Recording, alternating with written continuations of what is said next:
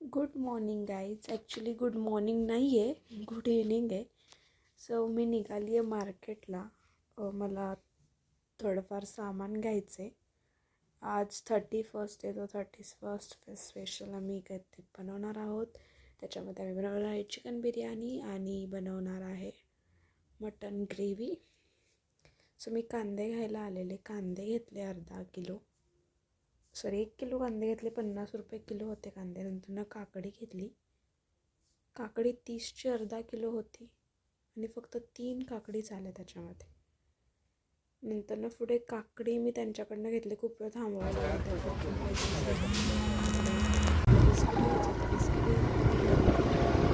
भूक लागली, सो ठरवलं की घरी जाऊन चहा घ्यायचा. त्यांचं कोरोना आहे, आमचं मांजर आहे, त्याचं नाव आहे कोरोना. घरात गेले. मी ॲक्च्युली साखर नाही खात, सो मी खडी साखरचा पूड त्याच्यापासून चहा बनवते. चहा बनवला, मस्त उकळी येऊन दिली आणि मग सुरुवात केली चहाने बिस्किट खायला. मग मटण ऑलरेडी शिजायला टाकलेलं होतं. इकडे चिकन धुवून घेतलं. 3 ते 4 पाण्यानं स्वच्छ धुवून घ्यायचं चिकन, एकदम त्याची घाण निघेपर्यंत असं स्वच्छ धुवून घ्यायचं. नंतर मॅरिनेशनसाठी त्याच्यामध्ये मी मीठ टाकलं. नंतर हळद टाकायची, थोडी हळद आणि लाल तिखट टाकायचं. त्याच्यानंतर मग त्याच्यामध्ये तुम्हाला बारीक चिरलेली कोथिंबीर, पुदिना, आलं लसणाची पेस्ट, हे सगळं त्याच्यामध्ये तुम्हाला ॲड करायचे. नंतर दही आणि एकदम स्लाईसमध्ये 4-5 कांदे मी चिरून घेतलेले. थोडेफार मला याच्यासाठी लागणार होते, जो मसाला बनवायचा होता मटन ग्रेव्हीसाठी, आणि थोडं होतं की मला बिर्याणीसाठी लागणार होतं.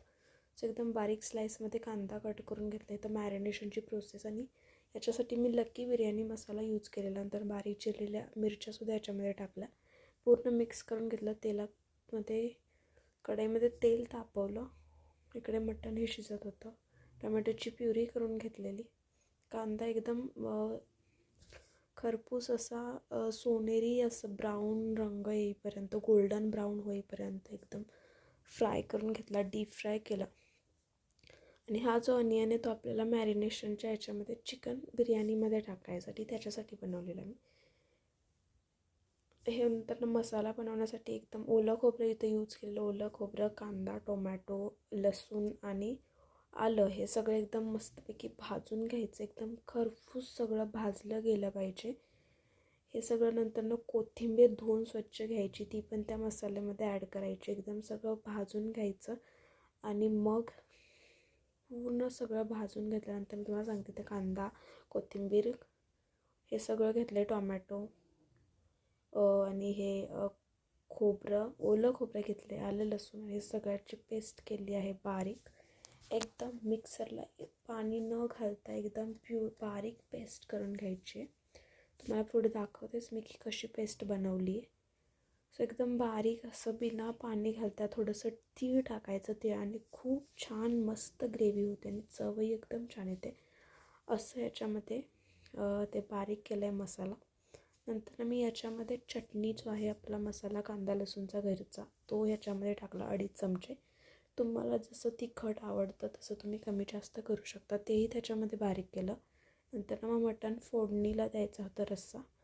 ऑलरेडी अळणी रस्सा जो आहे तो मी बाजूला शिजवून घेतलेला होता. त्याच्यामध्ये मग तेजपत्ता, खडे मसाले टाकले आणि जो मसाला बनवलेला ग्रेव्हीसाठी एकदम बारीक केलेला, तो सगळा याच्यामध्ये एकदम तेल सुटेपर्यंत लालसर भाजून घ्यायचा.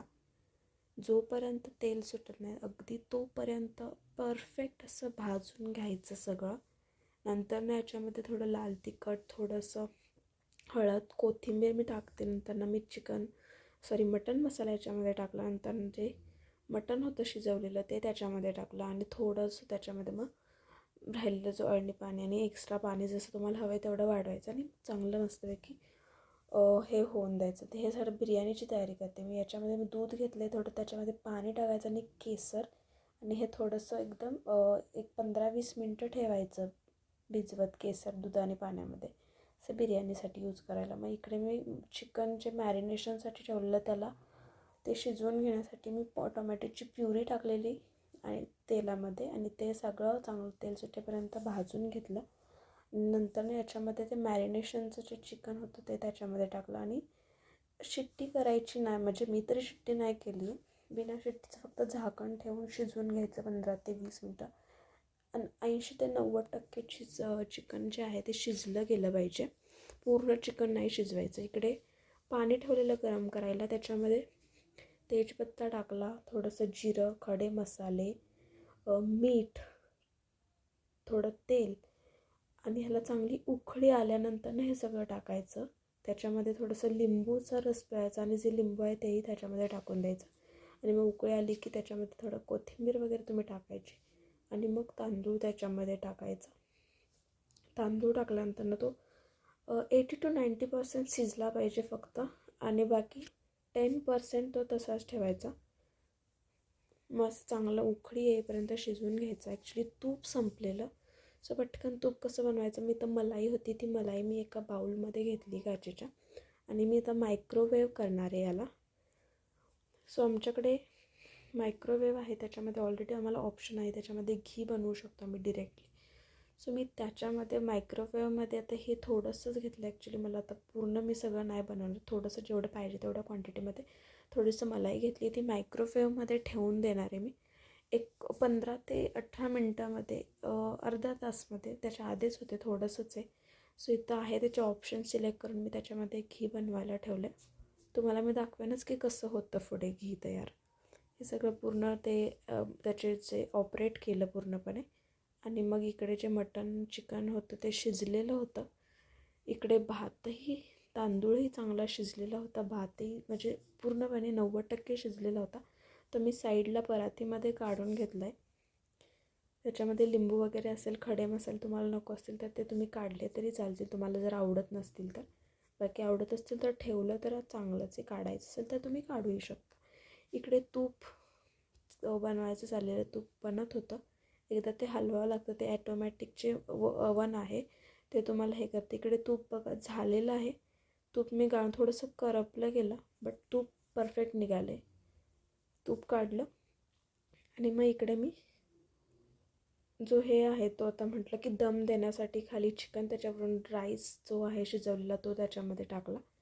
याच्यानंतर त्याच्यावरती तुम्हाला थोडंसं तूप 4 ते 5 चमचे तूप टाकायचं आहे आणि जे तुम्ही केसर दुधामध्ये भिजवलेलं होतं ते त्याच्यावरती सोडायचं आणि वरून कोथिंबीर एकदम बारीक चिरलेली आणि पुदिना हे सगळं टाकायचं.